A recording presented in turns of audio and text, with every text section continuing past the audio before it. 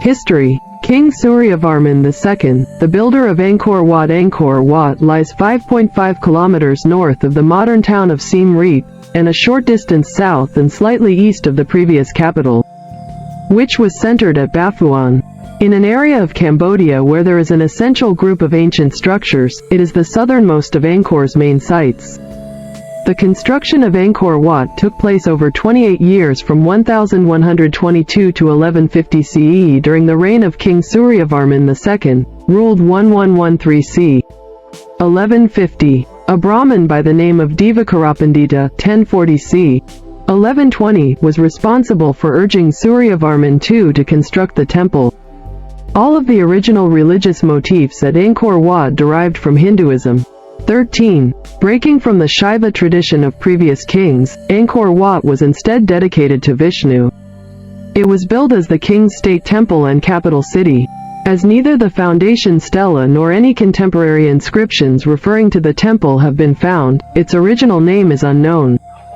But it may have been known as Vra Visnuloka after the presiding deity. Work seems to have ended shortly after the king's death, leaving some of the bas-relief decoration unfinished. The term Vra Visnuloka or Parama Visnuloka literally means, the king who has gone to the supreme world of Vishnu, which refer to Suryavarman II posthumously and intend to venerate his glory and memory. In 1177, approximately 27 years after the death of Suryavarman II, Angkor was sacked by the Chams, the traditional enemies of the Khmer. Thereafter the empire was restored by a new king, Jayawarman VII, who established a new capital and state temple, Angkor Thom and the Bayon, respectively, a few kilometers north, dedicated to Buddhism, because the king's new wife, Indratevi, a devout Mahayana Buddhist, encouraged him to convert. Angkor Wat was therefore also gradually converted into a Buddhist site, and many Hindu sculptures were replaced by Buddhist art. Facade of Angkor Wat, a drawing by Henri Mouhat, c. 1860. Sketch of Angkor Wat, a drawing by Louis Delaporte, circa 1880. Early photograph of Angkor Wat in 1866, taken by Émile Gassel towards the end of the 12th century. Angkor Wat gradually transformed from a Hindu center of worship to Buddhism, which continues to the present day. Angkor Wat is unusual among the Angkor temples in that although it was largely neglected after the 16th century, it was never completely abandoned. 14 inscriptions dated from the 17th century, discovered in the Angkor area, testify to Japanese Buddhist pilgrims that had established small settlements alongside Khmer locals. At that time, the temple was thought by the Japanese visitors to be the famed Jetavana Garden of the Buddha, which was originally located in the Kingdom of Magadha, India. The best-known inscription tells of Ukandayu Kazufusa, who celebrated the Khmer New Year at Angkor Wat in 1632. Carving of Vishnu churning the sea of milk monks in front of the reflection pool at Angkor Wat, Cambodia. The first Western visitor to the temple was Antonio da Madalena, a Portuguese friar who visited in 1586 and said that it is of such extraordinary construction that it is not possible to describe it with a pen, particularly since it is like no other building in the world. It has towers and decoration and all the refinements which the human genius can conceive of. In 1622, the poem of Angkor Wat, composed in Khmer verse, describes the beauty of Angkor Wat and creates a legend around the construction of the complex. Supposedly a divine castle built for legendary Khmer king Preah Ket Maelaya by Hindu god Preah Pisnakar, as Suryavarman II had already vanished from people's minds.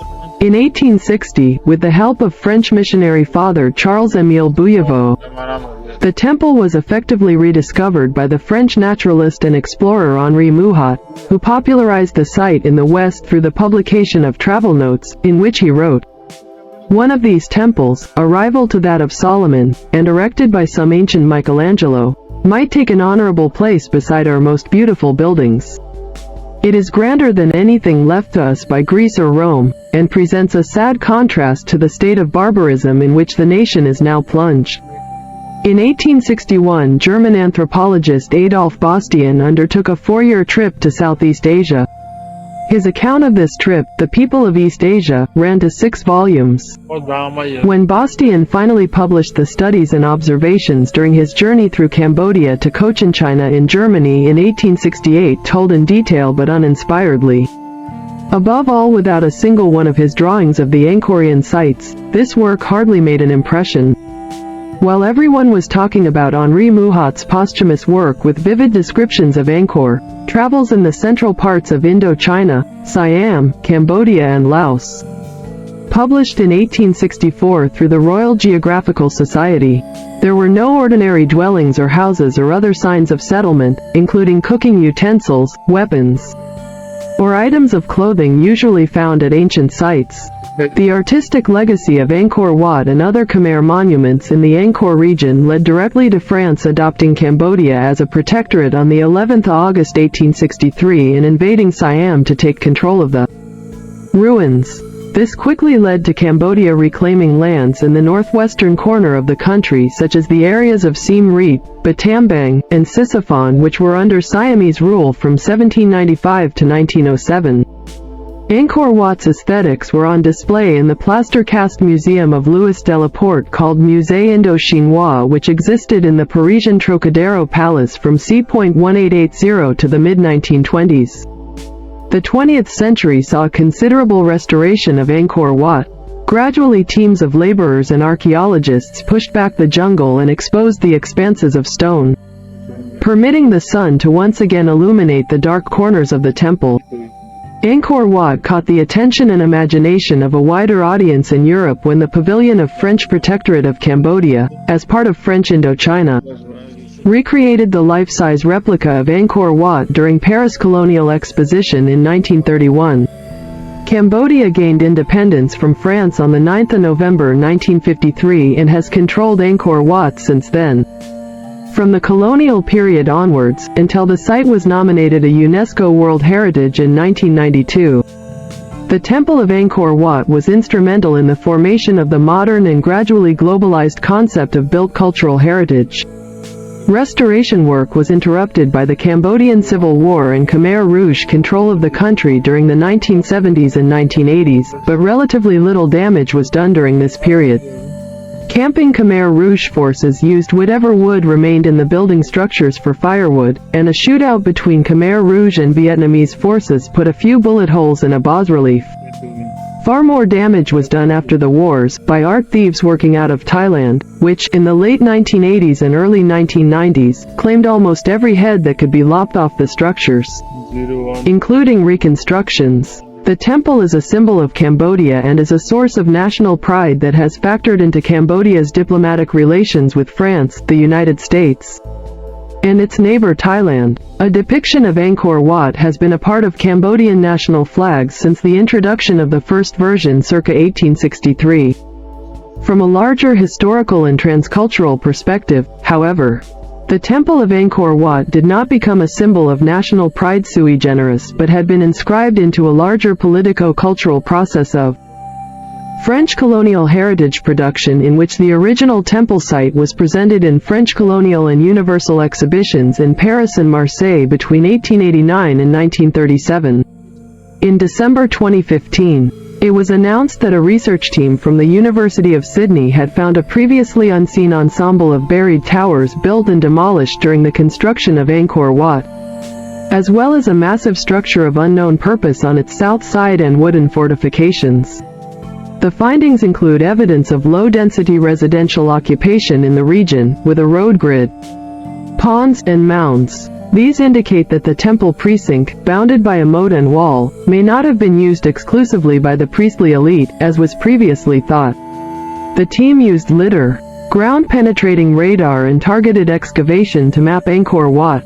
According to a myth, the construction of Angkor Wat was ordered by Indra to serve as a palace for his son Precha Ket Mayalaya.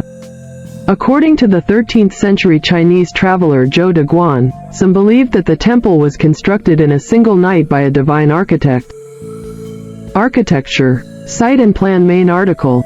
Angkor Wat Equinox. Angkor Wat is a unique combination of the Temple Mountain, the standard design for the Empire's state temples, and the later plan of concentric galleries.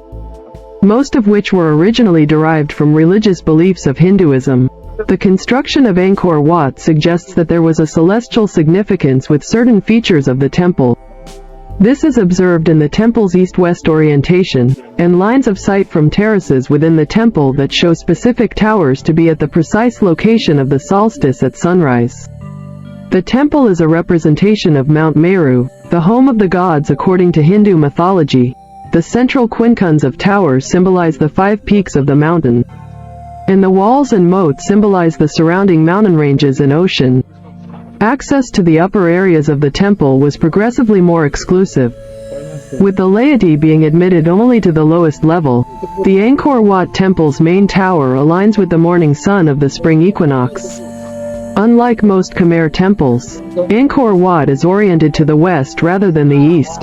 This has led many, including Maurice Glaze and George Coedes, to conclude that Suryavarman intended it to serve as his funerary temple. Further evidence for this view is provided by the bas-reliefs, which proceed in a counterclockwise direction, prasavya in Hindu terminology, as this is the reverse of the normal order. Rituals take place in reverse order during Brahmanich funeral services. Archaeologist Charles Higham also describes a container that may have been a funerary jar that was recovered from the central tower. It has been nominated by some as the greatest expenditure of energy on the disposal of a corpse. Freeman and Jacques, however, note that several other temples of Angkor depart from the typical Eastern orientation, and suggest that Angkor Wat's alignment was due to its dedication to Vishnu, who was associated with the West. Drawing on the temple's alignment and dimensions, and on the content and arrangement of the bas-reliefs, researcher Eleanor Manica argues that the structure represents a claimed new era of peace under King Suryavarman II. As the measurements of solar and lunar time cycles were built into the sacred space of Angkor Wat, this divine mandate to rule was anchored to consecrated chambers and corridors meant to perpetuate the king's power and to honor and placate the deities manifest in the heavens above. Manica's suggestions have been received with a mixture of interest and skepticism in academic circles. 45. She distances herself from the speculations of others, such as Graham Hancock, that Angkor Wat is part of a representation of the constellation Draco. The oldest surviving plan of Angkor Wat dates to 1715 and is credited to Fujiwara Tadayoshi. The plan is stored in the Suifu Meidoku Kai Shokokan Museum in Mito, Japan. Style. Angkor Wat is the prime example of the classical style of Khmer architecture, the Angkor Wat style, to which it has given its name. By the 12th century, Khmer architects had become skilled and confident in the use of sandstone, rather than brick or laterite, as the main building material. Most of the visible areas are sandstone blocks, while laterite was used for the outer wall and hidden structural parts. The binding agent used to join the blocks is yet to be identified, although natural resins or slaked lime has been suggested. The temple has drawn praise above all for the harmony of its design. According to Maurice Glaze, a mid-20th century conservator of Angkor, the temple attains a classic perfection by the restrained monumentality of its finely balanced elements and the precise arrangement of its proportions. It is a work of power, unity, and style. A fight scene on an Angkor Wat bas-relief mural. A man uses an elbow strike to the jaw of his opponent while enemies with spears approach. Architecturally, the elements characteristic of the style include the ogival, redented towers shaped like lotus buds, half galleries to broaden passageways, axial galleries connecting enclosures, and the cruciform terraces which appear along the main axis of the temple. Typical decorative elements are devatas, or apsaras, bas-reliefs, pediments, extensive garlands and narrative scenes. The statuary of Angkor Wat is considered conservative, being more static and less graceful than earlier work. Other elements of the design have been destroyed by looting and the passage of time, including gilded stucco on the towers, gilding on some figures on the bas-reliefs, and wooden ceiling panels and doors. Architect Jacques Dumarquet believes the layout of Angkor Wat borrows Chinese influence in its system of galleries which join at right angles to form courtyards. However, The axial pattern embedded in the plan of Angkor Wat may be derived from Southeast Asian cosmology in combination with the mandala represented by the main temple. Features outer enclosure. The outer wall, 1,024 meters, 3,360 feet, by 802 meters, 2,631 feet, and 4.5 meters, 15 feet, high, is surrounded by a 30 meters, 98 feet, apron of open ground and a moat 190 meters, 620 feet, wide and over 5 kilometers, 3 miles, in perimeter. 6. The moat extends 1.5 kilometers from east to west and 1.3 kilometers from north to south. Access to the temple is by an earth bank to the east and a sandstone causeway to the west. The latter, the main entrance, is a later addition, possibly replacing a wooden bridge. There are gopuras at each of the cardinal points. The western is by far the largest and has 3 ruined towers. Glaze notes that this gopura both hides and echoes the form of the temple proper. Under the southern tower is a statue known as Taurich, originally an 8-armed statue of Vishnu that may have occupied the temple's central shrine.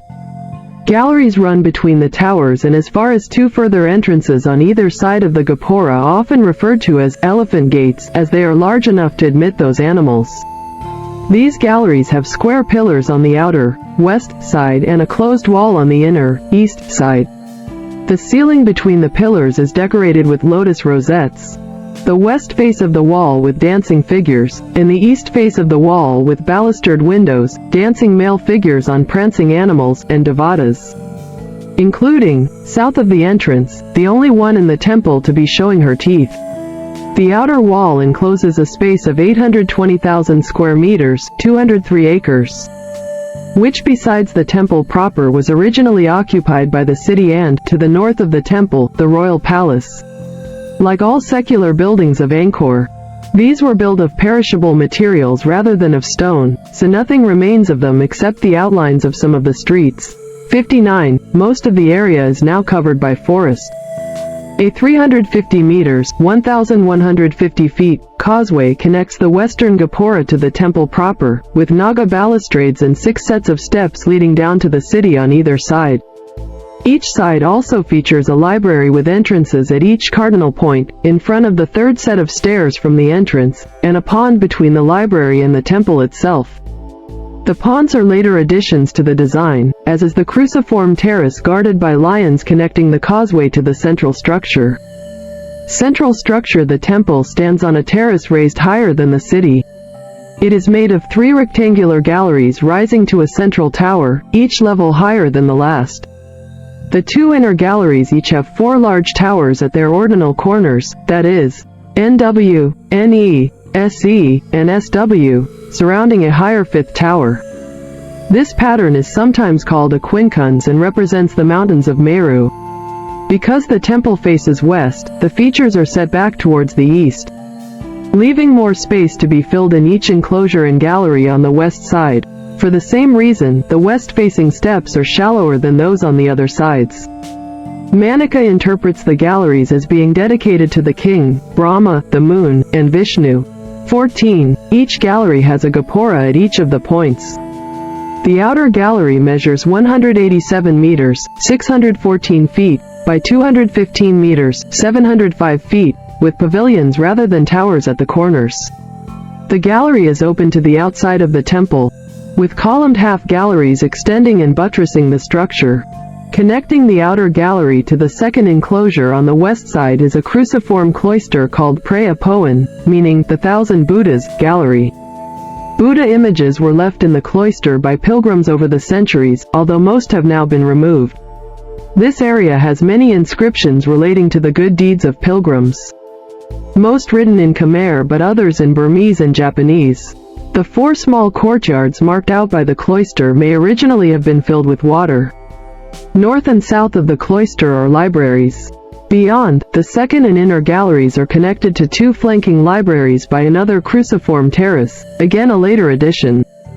From the second level upwards, devatas abound on the walls, singly or in groups of up to 4. The second level enclosure is 100 meters, 330 feet, by 115 meters, 377 feet.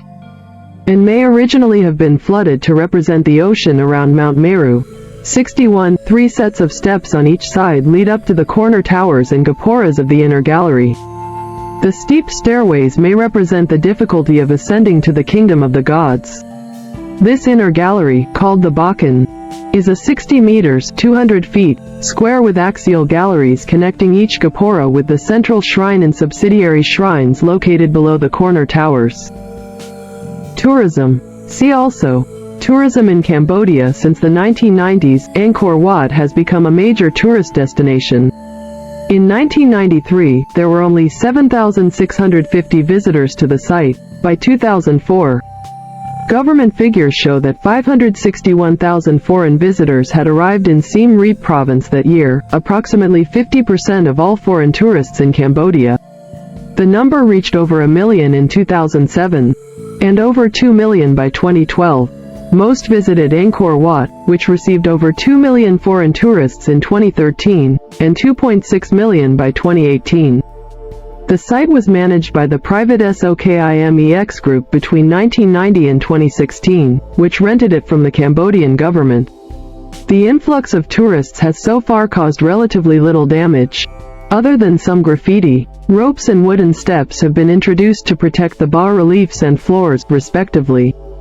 Tourism has also provided some additional funds for maintenance. As of 2000, approximately 28% of ticket revenues across the entire Angkor site was spent on the temples, although most work is carried out by teams sponsored by foreign governments rather than by the Cambodian authorities.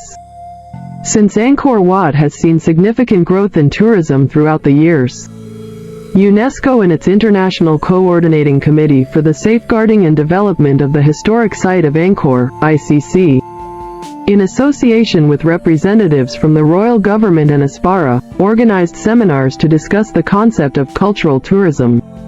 Wanting to avoid commercial and mass tourism, the seminars emphasized the importance of providing high-quality accommodation and services for the Cambodian government to benefit economically, while also incorporating the richness of Cambodian culture. In 2001, this incentive resulted in the concept of the Angkor Tourist City, which would be developed about traditional Khmer architecture, contain leisure and tourist facilities, and provide luxurious hotels capable of accommodating large numbers of tourists. The prospect of developing such large tourist accommodations has encountered concerns from both Apsaras and the ICC, claiming that previous tourism developments in the area have neglected construction regulations and that more of these projects have the potential to damage landscape features.